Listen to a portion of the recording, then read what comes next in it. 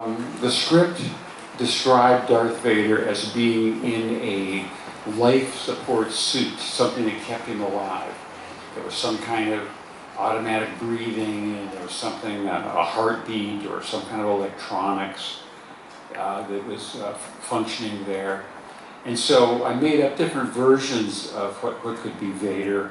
It had a kind of a heartbeat, electronic thump, thump, thump, thump, and a beep, beep, beep, and some breathing. At first I just used a loop of recording I had of a monkey wheezing.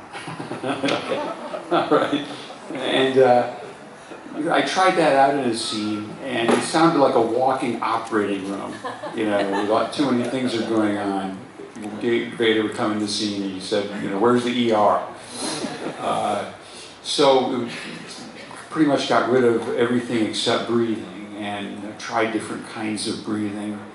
Ultimately, I went to a place where they teach scuba diving, and they have classes in the evening, and I went there after classes, and there were all these scuba tanks from the students lying around, and I just tried breathing in the regulator of different scuba apparatus.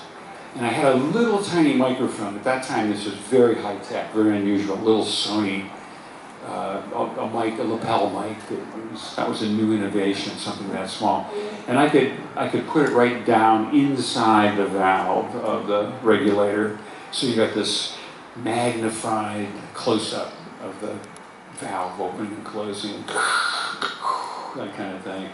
And I just breathed through it and recorded it a few different ways, not knowing I'd be talking about it now. Okay. I went back to the studio and I made up different speeds of breathing out of this sound and tried it out. See, the great thing with Lucas was that he liked to test things ahead of time. The sound was being developed as the film's coming together, so we had time to put sounds in a temporary mix and evaluate things, see if it made sense, and try new things a few days later until we worked out what worked best. That was really the vision that Lucas had that was different than most film sound production, which is usually something that takes place very much toward the end when the film is already finished editing the picture. But here we were working sound and picture at the same time. I could try something, and if it really worked, they might go back to the scene and they started adding a little more time for R2, because they knew they could cut to R2 and he'd be interesting.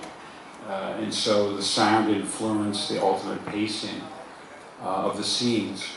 I mean, after all, R2 had to act with Alec Guinness and be credible. And that was a big responsibility. And so that's the way it proceeded. What is this?